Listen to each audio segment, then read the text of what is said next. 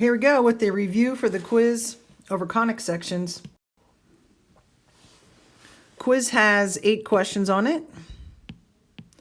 Of those 8, 5 are multiple choice and 3 are graphs.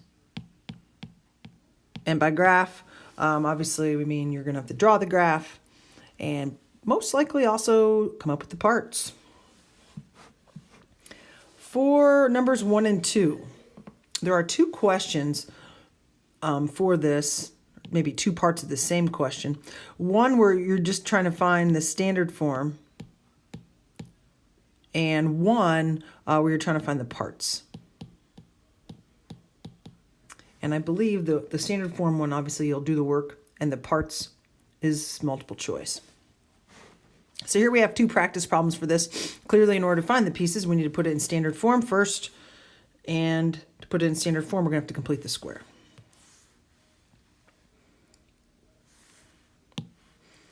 I'm going to keep the setup the way it is actually.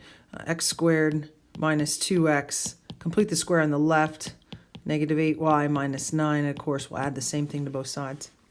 Half of 2 is 1, and 1 squared is what gets added to both sides. This side is the letter. First sign, the number you squared. Right-hand side, let's just combine like terms a little bit. Negative 8y minus 8. Now this is where we have to force that 1 over 4d to happen. If you look at your formula sheet, which of course you'll be given, and we force that by factoring out this negative 8. You want your variables to be positive, so that's how you know you're going to take out that negative 8. And so this is, y plus 1.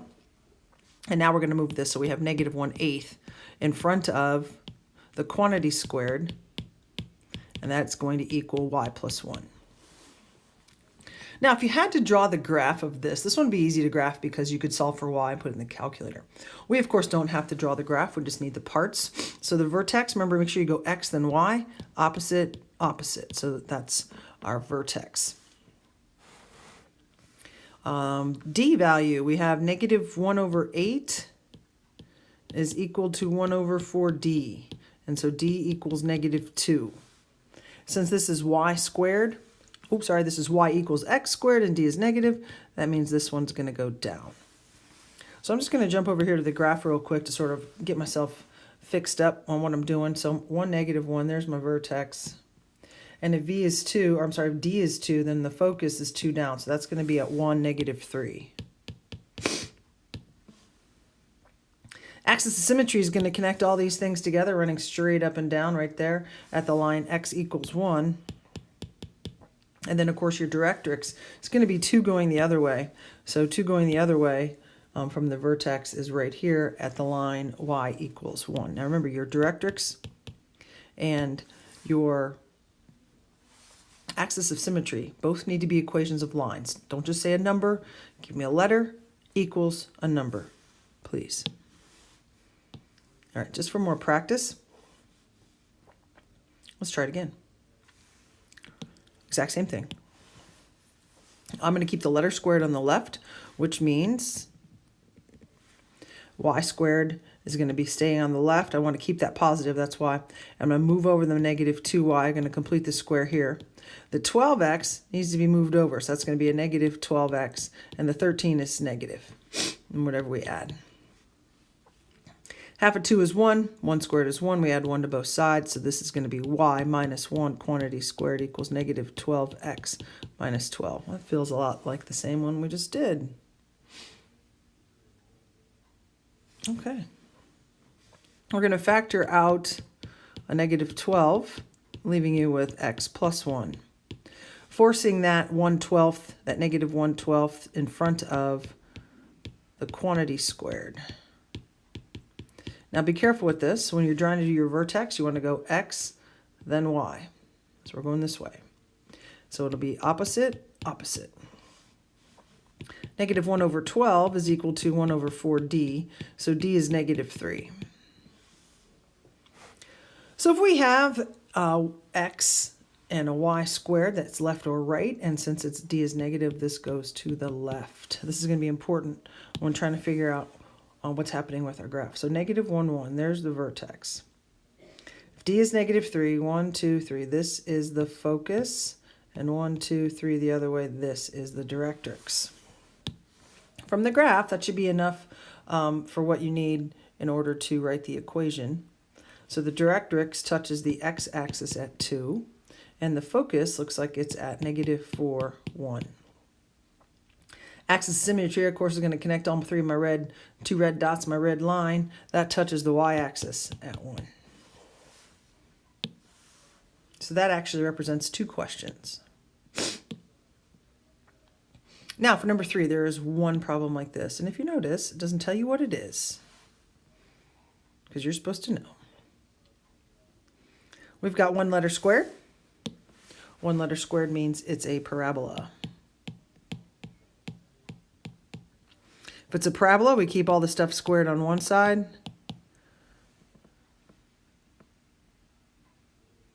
It feels a lot like number 2. It's not, though.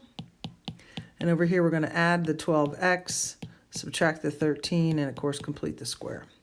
So when we do this, we're going to add 1 to both sides. So we get y minus 1 quantity squared equals 12x minus 12. Factoring out of 12, we're left with x minus 1. And of course, now we put the 1/12 in front of this side. Now, if you wanted to, you could solve for y and put this in the calculator. I'm not going to do that. You're not really asked for any parts, so you don't necessarily have to write them down, I guess. Our vertex, you can see, is opposite, opposite. Make sure you go the correct direction. Go x, then y. 1, 1. So there's the vertex. That's going to be helpful. We know it goes to the right because it looks like the d value is positive. 1 over 12 is equal to 1 over 4d, so d is 3. We don't really need all these parts, but you could go 3 to the right, and there's your focus. 3 to the left, and there's the directrix. You're not asked to identify any of these parts. The focus is important because we like the x value of the focus. Your focus is at the point, looks like 4, 1. Usually the x value of the focus is the one that works to give you the y values for the other points. So that's what I'm going to use. I'm just sort of looking at this here. So I'm going to use x equals 4. And I'm going to plug x equals 4 into the standard form because that's generally the easiest place. This is this part right here. So once we plug x equals 4 into that, we get 1/12. Y minus 1 squared is equal to 4 minus 1. We're going to multiply both sides by 12. So y minus 1 quantity squared is equal to 3 times 12. So y minus 1 quantity squared is equal to 36. Taking the square root of both sides. And when you add the 1, put that in front of the plus or minus. So the other 2 points that we're going to plot have an x value of 4. 1 plus 6, 7. So we have the point 4, 7. And if we have the x value of 4, 1 minus 6, -5. These 2 points should give you the parabola. So we have 4, -5, and 4, 7. This is your parabola. Please connect the dots showing the correct width. There's your vertex, and the axis of symmetry, of course, runs right through here. We're not asked for any of that, but if you are asked for any of those parts, that's how you draw them in. In this next group, where you're asked to identify what shape you have, there is one of these. There's one of all of this stuff. So for this one, we have a 4 and a 25. They're both positive, but they're different numbers, so we're adding. So this is an ellipse. Here we have a positive and a negative. They're different numbers, different signs, so this is a hyperbola.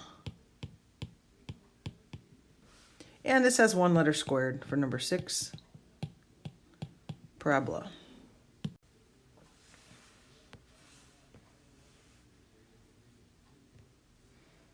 Now, just like the back of this, the back of the test has a little bit more work on it.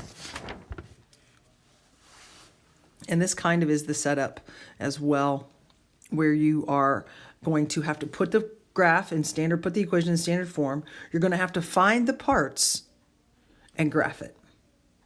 So multi-step, that's why there's not that many questions, actual physical different problems on the test, because some of the problems have many, many parts. So first of all, we need to determine what this is. X squared and 4y squared. We're adding, so this is an ellipse. Ellipse obviously means we have two fractions, set it equal to 1, make sure you're adding, and of course, make sure the graph looks like an ellipse. So we've got to put together the x's and y's. So we're going to have x squared minus 8x, we're moving that over, completing the square. That might be too soon for that. Let's just go with the 4y squared minus 48y, and then of course that 124 is got to be moved to the other side because it's in the way. So now we're going to complete the square. X squared minus 8x plus what? Here we're going to take out the 4. So you're left with y squared minus 12y plus what? Equals negative 124. Half of 8 is 4. 4 squared is 16. We add that to both sides. Half of 12 is 6. 6 squared is 36. But we do 36 times 4, which is 144. Gets added over there. Letter, first sign, number u squared. 4 is in front of this one. Letter, first sign, number u squared. Right hand side, do the arithmetic. It's 36. And no, right, the numbers in front don't multiply out to be 36, but both numbers are divisible by 36.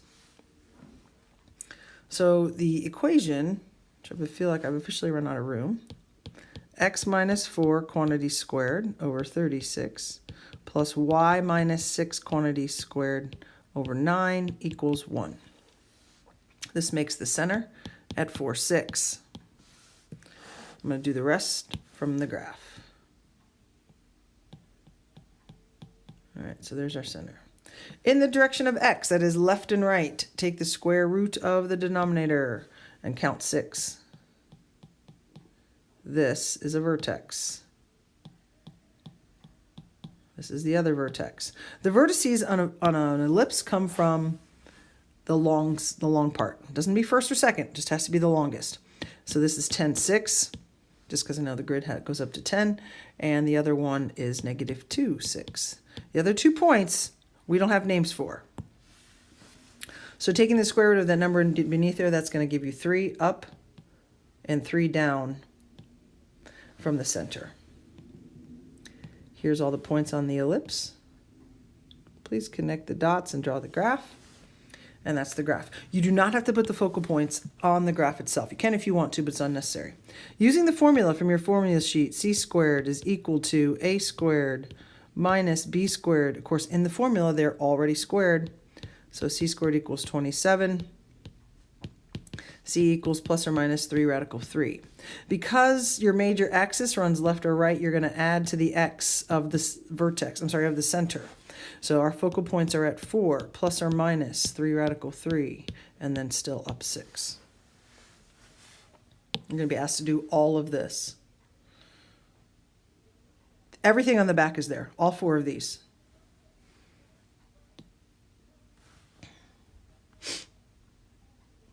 All right, so here we go again. I know you like to rinse and repeat, so we'll do it over. Different problem. It looks like we have a negative and a positive in front of our 2 letters squared. This is a hyperbola. And the process, obviously, for graphing a hyperbola is identical to that of an ellipse. We just, when we get to the 4 points, we connect them differently. So I'm going to put this in the correct order. Since this is the positive value, that's going to go first for me because we already kind of know the pattern. So that means all the x's are going to come first. Then minus 16y squared, minus 96y. And that 36 is kicked out to the other side. Factor a 9 out of the x's. So we have x squared minus 4x. Complete the square. Factoring a 16 out of the y's, we're left with y squared plus 6y. Change the sign. Complete the square. Negative 36, and we'll see what happens. Half of 4 is 2. 2 squared is 4. 4 times 9, that's a positive. So those are gone. Half of 6 is 3. 3 squared is 9. I don't know if you can anticipate what's about to happen. 9 times negative 16 is a negative 144, which we can't do anything with because those add up to 0. So this is very strange. So we have 9, letter, first sign, number you squared, minus 16, letter, first sign, number you squared, equals a negative 144. So when we divide by negative 144, because this has to be a 1, we're going to end up switching these again. Because now that this is a positive, so this is going to have to come second, because that's where the negative is. So a little bit strange. So the y is going to come first. So y plus 3 quantity squared, 144 divided by 16 is 9, minus x minus 2 quantity squared, 144 divided by 9 is 16, equals 1.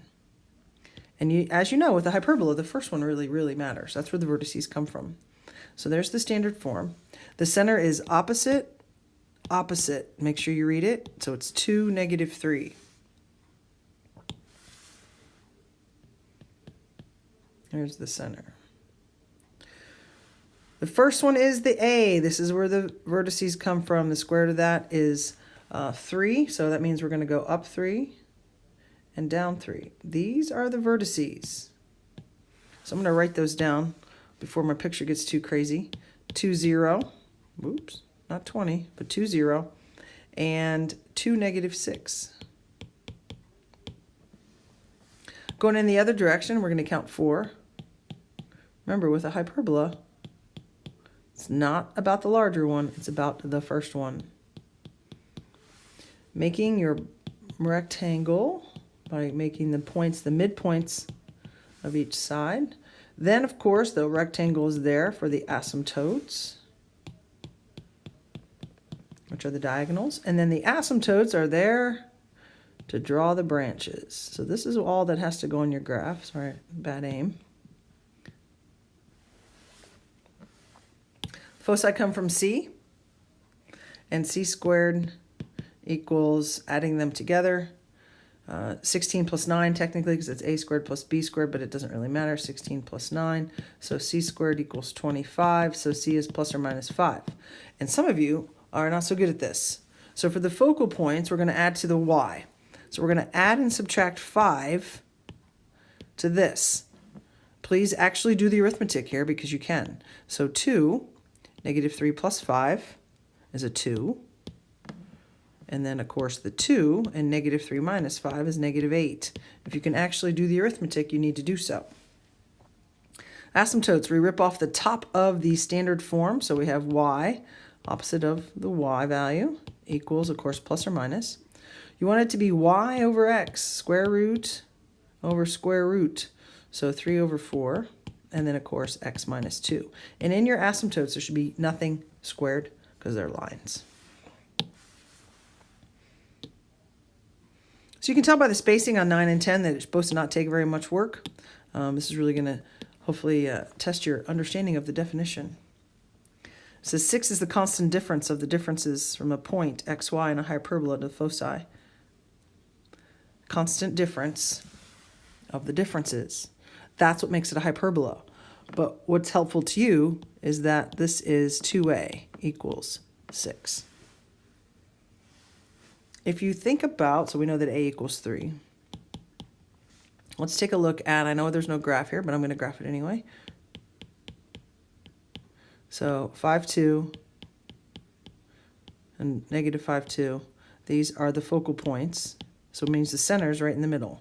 So the center, not C, not little c, oops, but your center is 0, 2, up 2. Because this is where the focal points are and it's a hyperbola, that means x comes first. X squared over what? Minus. The y is going to be y minus 2 quantity squared. If A is 3, then A squared is 9. C is the distance from the center to the focus, which looks like it's 5. And then we use that formula. C squared is equal to A squared plus B squared. So subtracting the 9, we get 16 equals B squared. We do not need B. We need B squared, and that's what goes here. The constant sum of the distances from a point, the constant sum makes it an ellipse, but they tell you that, so you don't have to worry about that. So we know we have something plus something equals 1, and we don't know where the center is yet. So if 14 is the constant sum, that means 2a equals 14. So the constant sum or the constant difference has the same meaning, 2a. And if our focal points are at 2, 0, and negative 2, 0, first of all, that tells you that C is 2, and more importantly, our center is at 0, 0. So we know we have x squared and y squared, because in an ellipse, it doesn't matter which one comes first. If A is 7, and this is going in this direction, A goes with x squared. And so, because x is this direction, that's how we know. So A is 7, A squared makes us 49. We are missing B squared. Not B, B squared.